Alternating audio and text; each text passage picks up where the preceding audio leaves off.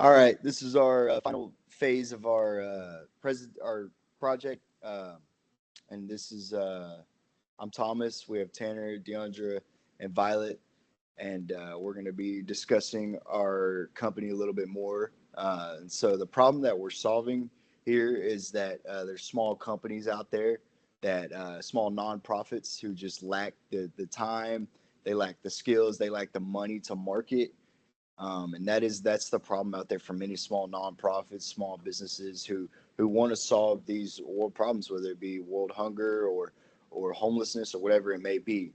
And the market segments for this is again, like I mentioned, small businesses with a fire to help solve world problems, and the companies that do and the nonprofits that do solve these world problems, they don't have a lot of money. Again, as mentioned, to market.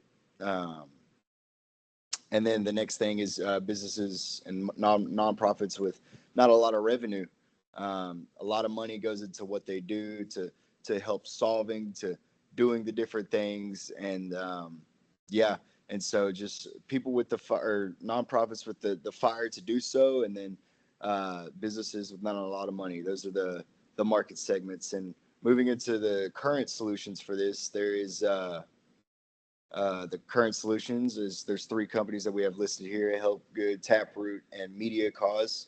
And these are marketing firms, marketing companies who help these nonprofit organizations to help meet their needs for marketing.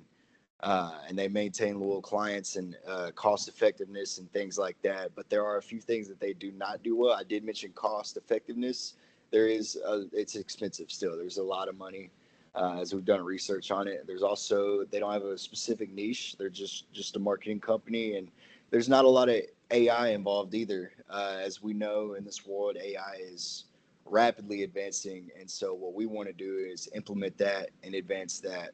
And that takes me into my next point. Our solution is just to be, similar to these companies, but we'll have a little bit more different, and to help these nonprofits who don't have the skills and monies, and to also have a niche, to be a faith-based uh, nonprofit or faith-based company to help these nonprofits.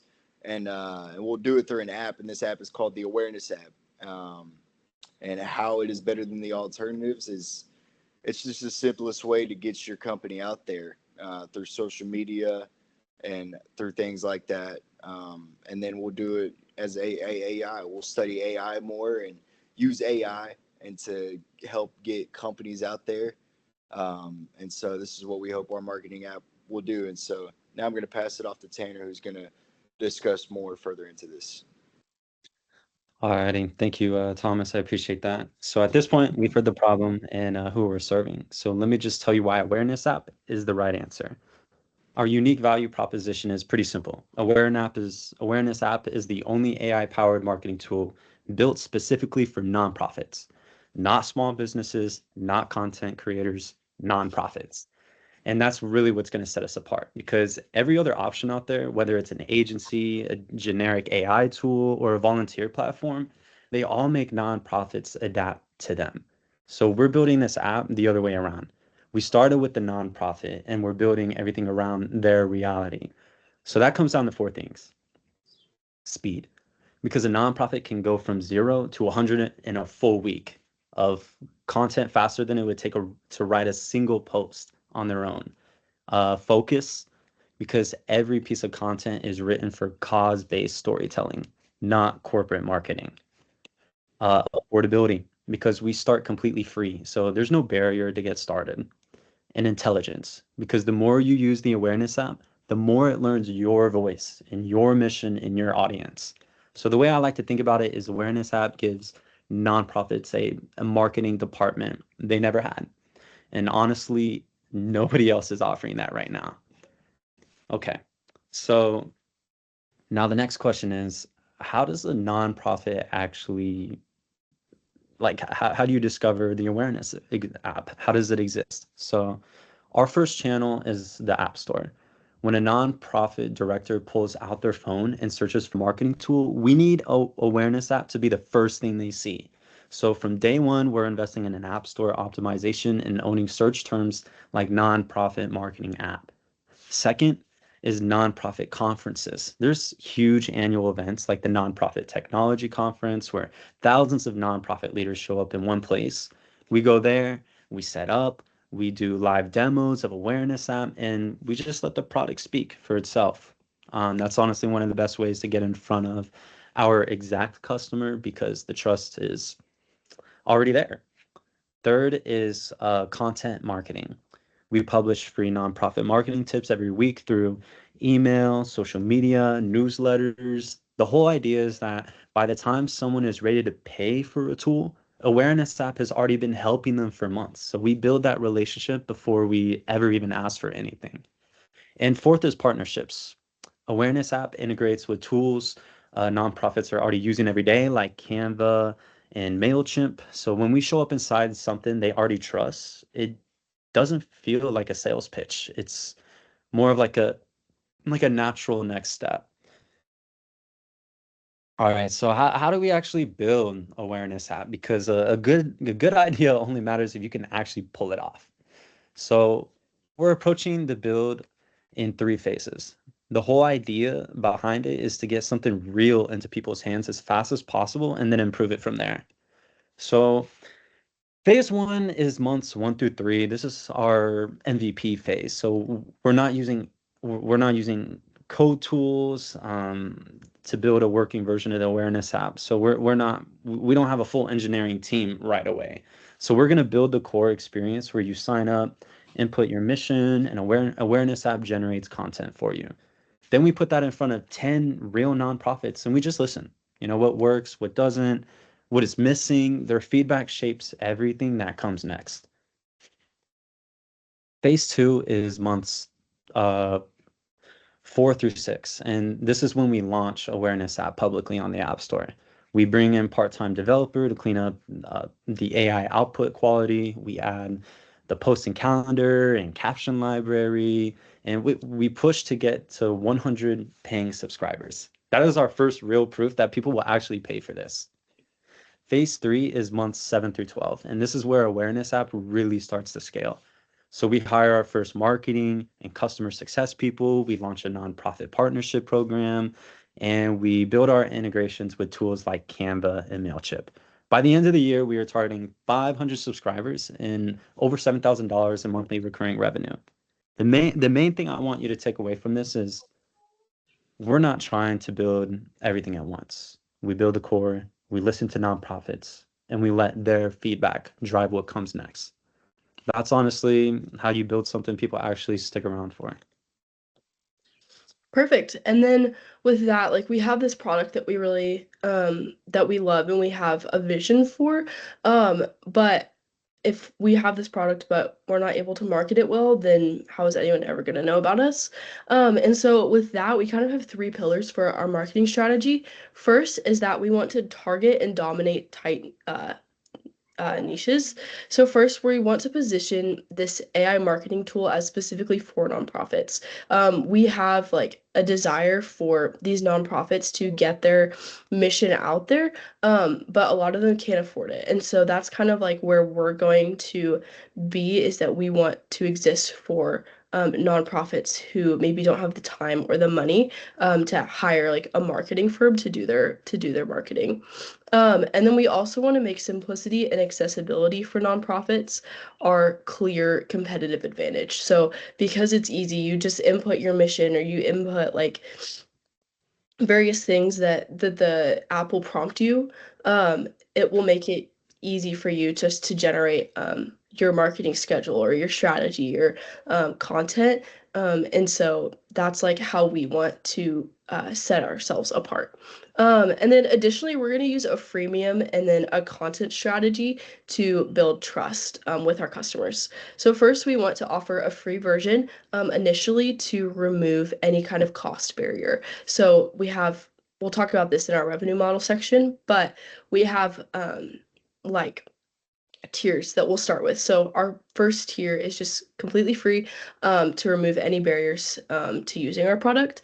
And then on social media, we want to consistently post helpful nonprofit marketing content to attract and then like build trust with users. So if they see on our socials that you can do X, Y, and Z with our app, then hopefully that will catch their attention.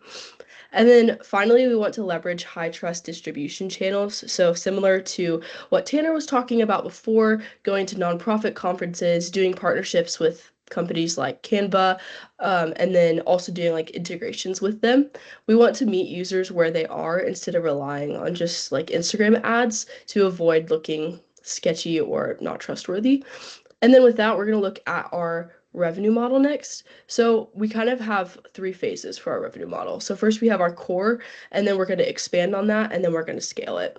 So first we have our software as a service freemium model, and then with that we have multiple tiers. So we have our free tier, which is just limited posts per week, basic templates, just to get nonprofits in the door and get them bought into what we're doing.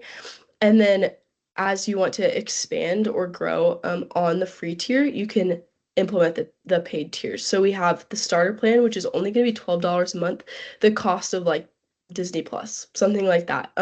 So just to kind of show that like we're very accessible. So we have our starter plan for smaller people who don't want as much commitment, but then as you continue to use the app and realize how beneficial it is, we can have our growth plan, which is $29 a month, and then the impact plan, which is $59 a month. So each of those plans kind of come with new unlocked features. And so that's kind of how we want to get people in the door.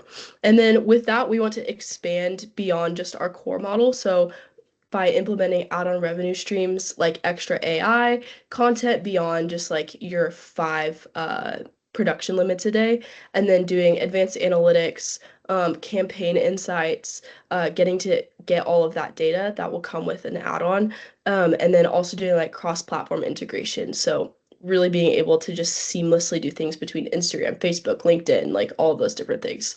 And then finally, we want to scale our business. So by doing partnerships with other like content creating companies. So revenue from integrations with different marketing platforms, different content creation platforms, those kinds of things. And then we also think it would be cool to do bulk licensing. So if you want to sell our plans to a company, we could do 50 growth plans for a discounted rate. So that could help us to scale as well. And then moving on to our initial funding. For our initial funding strategy, we plan to raise capital through outside investors, specifically angel investors and venture capital firms, and other startup funding sources. Since our platform is designed to be scalable and built around AI, it has strong long-term growth potential, which makes it attractive to investors. The funding will secure will be used to fully develop the app, improve our AI technology, and make sure the platform is reliable and easy to use. We'll also invest in marketing and promotion so we can reach our target audience and build awareness around the platform. In terms of how the business will generate income, we'll use a subscription base with premium features and upgrades. This allows us to create a consistent and predictable stream of income while continuing to improve and expand the platform over time. However, there are several barriers we expect to face when launching these organizations. The first major barrier is funding and investment. Securing through capital or securing enough capital upfront can be challenging, especially as a new company. There might not be enough results, or that might that we need to clearly communicate our vision. There might be problems with that and demonstrate the value of our platform to gain investor confidence. So we'll try to gain their confidence so they can more likely be able to work with us. And then our second barrier is awareness and trust. Even if we build a strong product, we still have to reach our audience and convince them that our platform actually works. Many users might be hesitant to rely on a new AI-based tool, so building credibility will be very important. And then our third barrier is technology and development. Since our platform relies on AI, we need to ensure that it is accurate, effective, and user-friendly. Developing a high-quality product takes time, skilled developers, and continuous updates to keep improving performance. But overall, by securing strong funding, building trust with our users, and focusing on high-quality development, we believe we can successfully launch and grow our organization, and that's our ideation phase for our awareness app. Thank you. Yeah, thank you so much. We're really excited about this product, and hopefully it could be a really viable kind of app for the future. I definitely think that the technology for this exists, and that it would be really neat to like actually see this come to life where you're using AI to create marketing strategies. So yeah, thank you so much.